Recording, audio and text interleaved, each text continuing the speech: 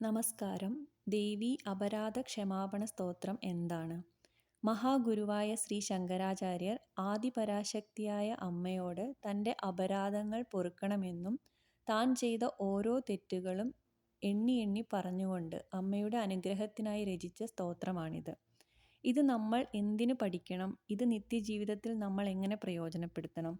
നിത്യേന ഇത് ജപിക്കുന്നത് കൊണ്ടോ കേൾക്കുന്നത് കൊണ്ടോ നമ്മുടെ ജീവിതത്തിൽ ഉണ്ടാകുന്ന മാറ്റങ്ങൾ എന്തെല്ലാമാണ്? ഇത് ഞാൻ നിങ്ങളോടൊരു കഥയിലൂടെ പറഞ്ഞു തരാനാണ് ആഗ്രഹിക്കുന്നത്. കഥ കേൾക്കാൻ താല്പര്യമില്ലാത്തവർ ടൈം സ്റ്റാമ്പ് കമൻറ്റ് ബോക്സിൽ ഞാൻ ടൈം സ്റ്റാമ്പ് കൊടുത്തിട്ടുണ്ട് എന്തിന് ജപിക്കണം എന്നുള്ളത്. അവിടെ ക്ലിക്ക് ചെയ്താൽ മതി. ഒരിക്കൽ ഒരു സന്യാസി തനിക്ക് ഏകാഗ്രമായി തപസ് ചെയ്യാൻ ഒരു സ്ഥലം അന്വേഷിച്ച് കാട്ടിലേക്ക് യാത്രയായി. കുറേ ദൂരം ചെന്നപ്പോൾ അദ്ദേഹത്തിനൊരു വയ്യായിക പോലെ. അപ്പോൾ അതുവഴി ഒരു കർഷകൻ വന്നു. ആ സന്യാസിയുടെ അവസ്ഥ മനസ്സിലാക്കി അദ്ദേഹത്തെ തൻ്റെ വീട്ടിലേക്ക് കൂട്ടിക്കൊണ്ടുപോയി. അവിടെ ചെന്നപ്പോൾ ആ കർഷകന്റെ ഭാര്യ അദ്ദേഹത്തെ സർവ്വവിധ ആതിഥ്യ മര്യാദയോടും കൂടി സ്വീകരിച്ച് അദ്ദേഹത്തിനു വേണ്ട ഭക്ഷണവും താമസസ്ഥലവും ഒരുക്കി നൽകി.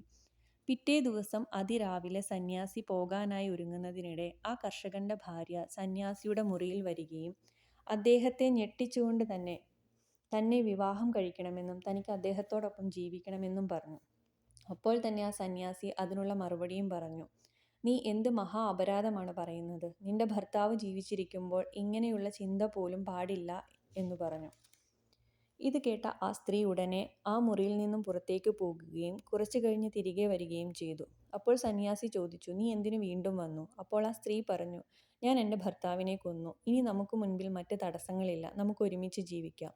ഇത് കേട്ടതും ഉടനെ സന്യാസി പറഞ്ഞു, ഒരിക്കലും ക്ഷമിക്കാൻ കഴിയാത്ത അപരാധമാണ് നീ ചെയ്തത് എന്നും പറഞ്ഞുകൊണ്ട് അവിടെ നിന്നും ഓടി രക്ഷപ്പെടുവാൻ ആ സന്യാസി ശ്രമിച്ചു. അപ്പോൾ ആ സ്ത്രീ അദ്ദേഹത്തെ അവിടെ നിന്നും പോകാൻ അനുവദിക്കാതെ ഒച്ച വെച്ച് ആളെ കൂട്ടി ആ സന്യാസി തൻ്റെ ഭർത്താവിനെ കൊലപ്പെടുത്തിയെന്നും ആ സ്ത്രീയെ മാനഭംഗപ്പെടുത്താൻ ശ്രമിച്ചു എന്നും പറഞ്ഞു.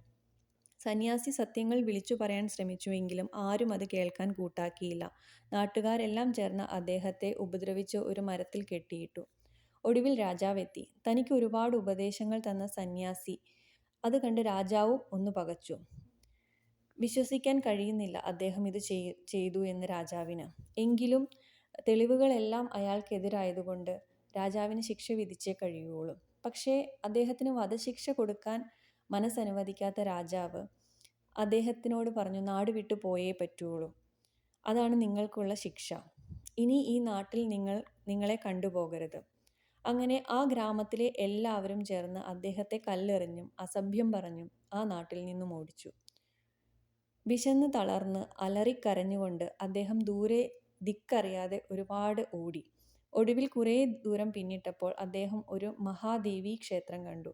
അദ്ദേഹം കരഞ്ഞുകൊണ്ട് ആ ശ്രീകോവിലിനു മുന്നിൽ സാഷ്ടാംഗം പ്രണമിച്ചുകൊണ്ട് ആ തൃപ്പടിയിൽ തല തല്ലി ദേവിയോട് ചോദിച്ചു, അമ്മേ ആദിപരാശക്തി, അമ്മേ ദേവി പ്രകൃതി, ജനനം മുതൽ ഇന്ന് ഈ നിമിഷം വരെ സത്യവും ധർമ്മവും വിട്ട് ഞാൻ ജീവിച്ചിട്ടില്ല. പിന്നെ എന്തുകൊണ്ടാണ് ഞാൻ ഇതെല്ലാം അനുഭവിക്കേണ്ടി വന്നത്? എല്ലാവരുടെ മുന്നിലും ഞാൻ നാണം കെട്ടു. ഇനി എന്തിന് താൻ ജീവിക്കണം? ഇതും പറഞ്ഞ് അദ്ദേഹം ആ ശ്രീകോവിലിൻ്റെ തൃപ്പടിയിൽ തൻ്റെ തല ഇടിച്ച് കരയാൻ തുടങ്ങി. ആ സന്യാസിയുടെ അഗാധമായ ദുഃഖം കണ്ട് ദേവി പ്രത്യക്ഷപ്പെട്ട് താൻ ഇതെല്ലാം അനുഭവിക്കാനുണ്ടായ കാരണങ്ങൾ ആ സന്യാസിക്ക് പറഞ്ഞു കൊടുത്തു. മുൻ ജന്മത്തിൽ ഈ സന്യാസി ധ്യാനം ചെയ്തുകൊണ്ടിരുന്നപ്പോൾ അതുവഴി ഒരു സുന്ദരി പശു കടന്നുപോയി. കുറച്ചു കഴിഞ്ഞപ്പോൾ ഒരു ഇറച്ചിവെട്ടുകാരൻ അതുവഴി വന്നു. സന്യാസിയോട് ചോദിച്ചു, ഇതുവഴി ഒരു സുന്ദരി പശു കടന്നു പോകുന്നത് നിങ്ങൾ കണ്ടോ? എങ്ങോട്ടാണ് പോയതെന്ന്. ഉടനെ ആ സന്യാസി ആ പശു പോയ വഴി ആ ഇറച്ചിവെട്ടുകാരന് കൈ ചൂണ്ടി കാണിച്ചു കൊടുത്തു. കഴിഞ്ഞ ജന്മത്തിലെ ആ സന്യാസിയാണ് താനെന്നും ആ പശുവാണ് ആ സ്ത്രീ എന്നും ആ കർഷകനായിരുന്നു ഇറച്ചിവെട്ടുകാരനെന്നും അദ്ദേഹത്തിന് മനസ്സിലായി. വീണ്ടും അദ്ദേഹം ഒരുപാട് കരയാൻ തുടങ്ങി. കഴിഞ്ഞ ജന്മം താൻ അറിയാതെ ചെയ്ത ഒരു തെറ്റിനാണോ ഇത്രയും ശിക്ഷ എന്നൊക്കെ ഓർത്ത് ഒരുപാട് അദ്ദേഹം കരഞ്ഞു. ദേവി ഒന്നും മിണ്ടിയില്ല. കർഷകൻ കുറേ നേരം ഇരുന്ന് കരഞ്ഞു. കുറേ കഴിഞ്ഞപ്പോൾ അദ്ദേഹം ശാന്തനായി. പിന്നീട് അദ്ദേഹം മനസ്സിലാക്കി തുടങ്ങി, മുൻജന്മമാണെങ്കിലും ഈ ജന്മമാണെങ്കിലും താൻ ചെയ്ത പാപത്തിൻ്റെ ഫലം താൻ തന്നെ അനുഭവിക്കണം. അദ്ദേഹത്തിൻ്റെ മനസ്സിനെ ഇത് പറഞ്ഞ് പഠിപ്പിക്കാൻ ശ്രമിച്ചു. പതിയെ അദ്ദേഹം അത് അക്സെപ്റ്റ് ചെയ്തു തുടങ്ങി. പിന്നീട് അദ്ദേഹം അമ്മയുടെ കാൽക്കൽ വീണ് താൻ ചെയ്ത സർവ്വ പാപങ്ങളും പൊറുക്കണമെന്നും തന്നെ രക്ഷിക്കണമെന്നും തനിക്ക് അഭയം നൽകണമെന്നും അപേക്ഷിച്ചു. തനിക്കെല്ലാം നഷ്ടപ്പെട്ടു, തനിക്കിനി അമ്മയല്ലാതെ മറ്റാരും ആശ്രയമില്ല എന്നും പറഞ്ഞ് അമ്മയുടെ തൃപ്പാദങ്ങളിൽ കെട്ടിപ്പിടിച്ച് കരഞ്ഞു. അമ്മയാണ്. തൻ്റെ മക്കൾ എന്തു തെറ്റ് ചെയ്താലും ക്ഷമിക്കുന്നത് അമ്മമാര് തന്നെയാണ്. ഒടുവിൽ തൻ്റെ മകൻ്റെ സങ്കടം കണ്ട അമ്മ പറഞ്ഞു, കരച്ചിൽ മതിയാക്കൂ. ഇപ്പോൾ നീ നിന്റെ തെറ്റുകൾ മനസ്സിലാക്കി കഴിഞ്ഞു. പശ്ചാത്താപത്തേക്കാൾ വലിയ പ്രായശ്ചിത്തമില്ല. ഇപ്പോൾ നീ എന്നിൽ അഭയം പ്രാപിച്ചിരിക്കുകയാണ്. ഇനി നിനക്ക് ദുഃഖങ്ങളില്ല. നിനക്ക് എന്നും ആശ്രയമായി ഞാനുണ്ടാകും. നീ വിഷമിക്കാതിരിക്കൂ. ഇതും പറഞ്ഞ് അമ്മ അപ്രത്യക്ഷമായി. കുറച്ചുനാൾ കഴിഞ്ഞ് രാജാവും മന്ത്രിയും പരിവാരങ്ങളും ഇദ്ദേഹത്തെ അന്വേഷിച്ച് ക്ഷേത്രത്തിലെത്തി. സന്യാസിയുടെ നിരപരാധിത്വം തങ്ങൾക്ക് ബോധ്യമായെന്നും കൃത്യം നടന്ന ദിവസം വിശന്നു വലഞ്ഞ ഒരു കള്ളൻ ആ വീട്ടിൽ കയറിയിരുന്നുവെന്നും ആ സ്ത്രീ എഴുന്നേൽക്കുന്ന ശബ്ദം കേട്ട് ആ കള്ളൻ ആ സന്യാസിയുടെ മുറിയിൽ ഒളിച്ചിരുന്നുവെന്നും അവിടെ നടന്ന സംഭവങ്ങളെല്ലാം കൃത്യമായി ആ കള്ളൻ തങ്ങളോട് വന്നു പറഞ്ഞുവെന്നും രാജാവ് പറഞ്ഞു. ഈ സത്യം മൂടിവെച്ച് നടന്ന കള്ളന് ഉറങ്ങാൻ കഴിയാതെ രാജാവിൻ്റെ അടുക്കൽ വന്ന് തെറ്റുകൾ ഏറ്റുപറയുകയാണത്രേ ചെയ്തത്. അതിനാൽ തന്നെയും തങ്ങളോട് ക്ഷമിച്ച് തിരിച്ച് നാട്ടിൽ വരണമെന്നും രാജാവ് ആവശ്യപ്പെട്ടു. ഒരു നിമിഷം സന്യാസി കണ്ണുകൾ അടച്ച് അമ്മയെ ധ്യാനിച്ച ശേഷം എല്ലാവരോടുമായി പറഞ്ഞു, തൻ്റെ നിരപരാധിത്വം എല്ലാവരും മനസ്സിലാക്കിയതിന് നന്ദി. പക്ഷേ താൻ ഒരിക്കലും ഈ ക്ഷേത്രം വിട്ട് ഇനി എങ്ങോട്ടുമില്ല. സന്യാസിയുടെ ആഗ്രഹം മനസ്സിലാക്കിയ രാജാവ് അദ്ദേഹത്തിന് ക്ഷേത്രത്തിൻ്റെ അടുത്ത് തന്നെ ഒരു സത്രം പണിതു കൊടുക്കുകയും അദ്ദേഹത്തിന് ആവശ്യമായ കാര്യങ്ങളെല്ലാം ചെയ്തു കൊടുക്കുകയും ചെയ്തു. ഈ കഥ എന്ന് പറയുന്നത് നമുക്ക് ഓരോരുത്തർക്കുമുള്ള പാഠമാണ്. ജീവിതത്തിൽ പ്രയാസങ്ങൾ വരുമ്പോൾ, ദുഃഖം വരുമ്പോൾ നമ്മൾ ഓരോരുത്തരും അമ്പലങ്ങളിലേക്കും പള്ളിയിലോട്ടും ഓടും.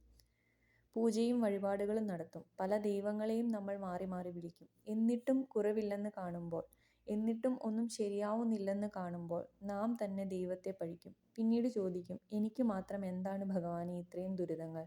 ഞാൻ എന്ത് പാപം ചെയ്തിട്ടാണ് ഇതെല്ലാം അനുഭവിക്കേണ്ടി വരുന്നത്? അവിടെ മുതൽ നമ്മൾ അന്വേഷിക്കാൻ തുടങ്ങും, നമ്മൾ ആരാണ്, നമ്മൾ എന്താണ്. ആ അന്വേഷണം ചെന്നെത്തുന്നത് ശക്തിയിലാണ്. ഓരോ മതത്തിലും അമ്മയ്ക്ക് പേരുകൾ വേറെയായിരിക്കും, പക്ഷെ ശക്തി ഒന്ന് തന്നെ. ഈ പ്രപഞ്ചം തന്നെ നിലനിൽക്കുന്നത് ഫെമിനൈൻ എനർജിയിലാണ്. അമ്മയില്ലെങ്കിൽ പ്രപഞ്ചമില്ല. നിങ്ങൾ ആരാധനാലയങ്ങളിൽ പോയതുകൊണ്ടോ മന്ത്രങ്ങൾ ജപിച്ചതുകൊണ്ടോ വഴിപാടുകൾ നടത്തിയതുകൊണ്ടോ നിങ്ങളുടെ ജീവിതത്തിൽ ഒന്നും മാറാൻ പോകുന്നില്ല. ഒരു താൽക്കാലികമായ ആശ്വാസം ലഭിച്ചേക്കാം, പക്ഷെ ഒരിക്കലും ശാശ്വതമായ ഒരു പരിഹാരം ലഭിക്കില്ല. എപ്പോൾ നിങ്ങൾ നിങ്ങളുടെ മനസ്സിനെ പറഞ്ഞു പഠിപ്പിക്കുന്നുവോ, എപ്പോൾ നിങ്ങൾ മനസ്സിലാക്കുന്നുവോ, എപ്പോൾ നിങ്ങൾ അക്സെപ്റ്റ് ചെയ്യുന്നുവോ, മുൻജന്മത്തിൽ അല്ലെങ്കിൽ ഈ ജന്മത്തിൽ ഞാൻ ചെയ്ത പാപത്തിൻ്റെ ഫലം തന്നെയാണ് ഞാൻ ഈ അനുഭവിക്കുന്നതെന്ന്, എപ്പോൾ നിങ്ങളത് മനസ്സിലാക്കി ആദിപരാശക്തിയായ ദേവിയിൽ ആശ്രയിക്കുന്നുവോ, അഭയം പ്രാപിക്കുന്നുവോ, അന്നു മുതൽ നിങ്ങളുടെ ജീവിതം മാറാൻ തുടങ്ങും. നമ്മൾ അമ്മയോട് മാപ്പ് ചോദിക്കാൻ സാധ്യതയുള്ള തെറ്റുകൾ ഏറ്റുപറഞ്ഞുകൊണ്ട് ശ്രീ ശങ്കരാചാര്യർ എഴുതിയ സ്തോത്രമാണ് ശ്രീദേവി അപരാധ ക്ഷമാപണ സ്തോത്രം. ഇത് എന്നു മുതൽ നിങ്ങൾ കേൾക്കാനും ജപിക്കാനും തുടങ്ങുന്നുവോ അന്നു മുതൽ നിങ്ങളുടെ കർമ്മഫലങ്ങൾ കുറഞ്ഞു വരുന്നതായിരിക്കും. ദിവസവും രാവിലെ എണീക്കുമ്പോഴും ഒരു 3 പ്രാവശ്യം ഒന്നെങ്കിൽ ഇത് ജപിക്കുക. കുറച്ച് ബുദ്ധിമുട്ടാണ് ഇത് പഠിച്ച് ജപിക്കുക എന്നുള്ളത്. അതല്ലാന്നുണ്ടെങ്കിൽ 3 പ്രാവശ്യം കേൾക്കുക. വൈകിട്ട് കിടക്കുന്നതിന് മുൻപും ഇതുപോലെ 3 പ്രാവശ്യം ജപിക്കുകയോ കേൾക്കുകയോ ചെയ്യുക. ഇത് പെട്ടെന്നൊരു ചേഞ്ച് നിങ്ങളുടെ ജീവിതത്തിൽ കൊണ്ടുവരില്ല, പക്ഷേ കുറച്ച് കഴിയും തോറും, അതായത് ഇത് മാസങ്ങളും വർഷങ്ങളും ആവുന്നതനുസരിച്ച് നിങ്ങളുടെ ജീവിതത്തിൽ നിങ്ങൾക്കുണ്ടാകുന്ന ചേഞ്ച് ഒരു വർഷമൊക്കെ ആകുമ്പോഴത്തേക്ക് നിങ്ങൾക്കത് ശരിക്കും മനസ്സിലാവുന്നതാണ്. ഇത്രയും നേരം ക്ഷമയോടെ കേട്ടിരുന്നതിന് നന്ദി. ഈ സ്തോത്രം ഞാൻ ഡിസ്ക്രിപ്ഷൻ ബോക്സിൽ ഇതിൻ്റെ ലിങ്ക് കൊടുത്തേക്കാം. നല്ല രീതിയിൽ ഉള്ളൊരു വേർഷൻ്റെ ലിങ്ക് ഞാൻ ഡിസ്ക്രിപ്ഷൻ ബോക്സിലും കമൻറ്റ് ബോക്സിലുമായിട്ട് കൊടുത്തേക്കാം.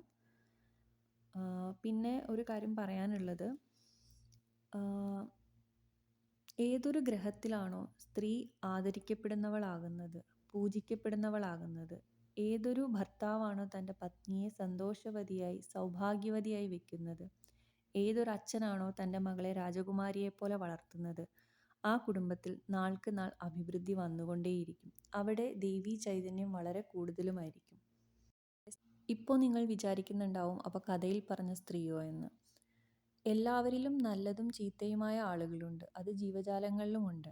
പക്ഷേ സ്ത്രീകൾക്ക് ഒരു മുൻഗണന അല്ലെങ്കിൽ ഒരു പരിഗണന കൊടുക്കണമെന്ന് പറയാൻ കാരണം, സൃഷ്ടികർമ്മം സ്ത്രീയിലൂടെയാണ് നടക്കുന്നത്. സന്തോഷവതിയായ ഒരു സ്ത്രീക്ക് നല്ല പോസിറ്റീവ് എനർജിയുള്ള, സമൂഹത്തിന് ഗുണമുള്ള നല്ല സന്താനങ്ങളെ പ്രദാനം ചെയ്യാൻ കഴിയും. അതുകൊണ്ടാണ് അവർക്ക് എപ്പോഴും റെസ്പെക്റ്റ് കൊടുക്കണം, സന്തോഷം കൊടുക്കണം എന്ന് പറയുന്നത്. Thank you so much for watching my video.